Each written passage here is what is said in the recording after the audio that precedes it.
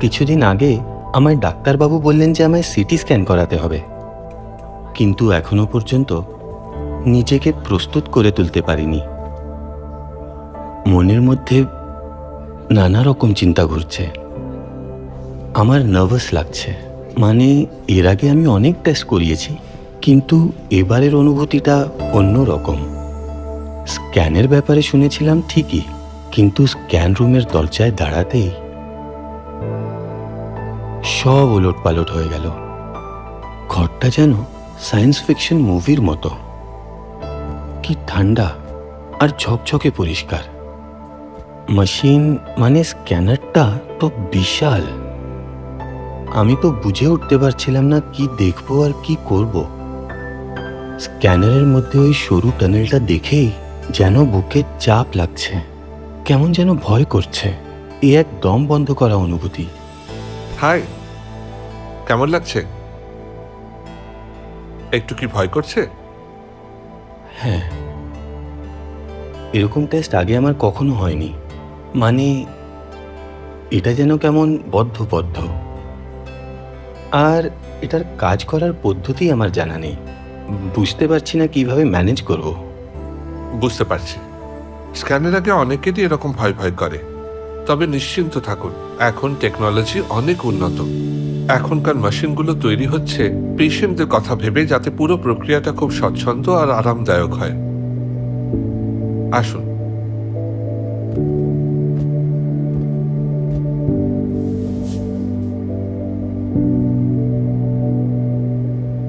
আপনার কোনো অ্যালার্জি বা শরীরে কোনো মেটাল ইমপ্লান্টস আছে?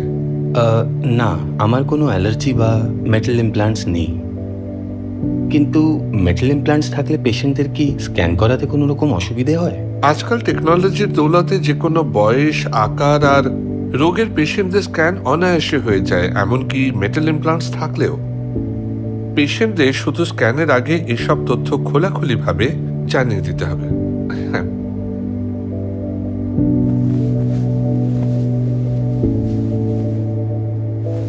এখনকার সিটি স্ক্যানার শুধু ফাস্টেরই নয়, বরং আগের তুলনায় অনেক বেশি সুনির্দিষ্ট। তাই আপনাদের অনেকক্ষণ নিঃশ্বাস ধরে রাখতে হয় না। কোনো স্ক্যানার আবার ট্যাবলেটের মাধ্যমে চালানো যায়, যাতে আমরা পেশেন্টদের কাছ থেকে গাইড করতে পারি। এতে পেশেন্টরা স্বচ্ছন্দ বোধ করে। প্রত্যেকবার স্ক্যানের আগে কোনো ওষুধ বা কেমিক্যাল ইনজেকশন দেওয়া কি আবশ্যক?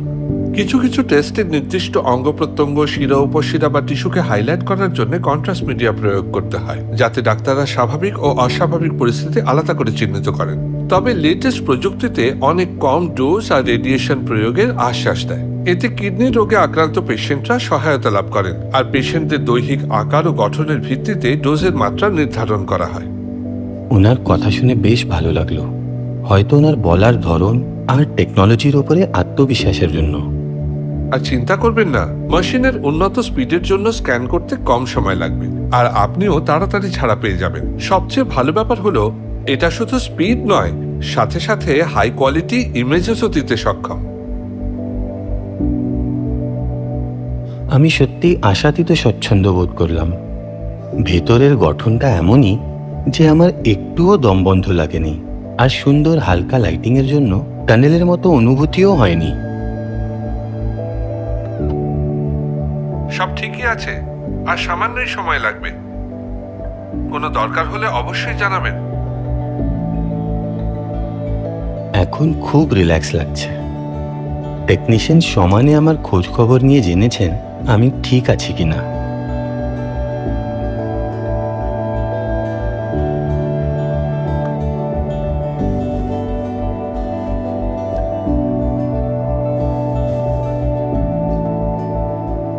দেখলেন, তত কঠিন ব্যাপার নয়, সব সুষ্ঠুভাবেই হলো।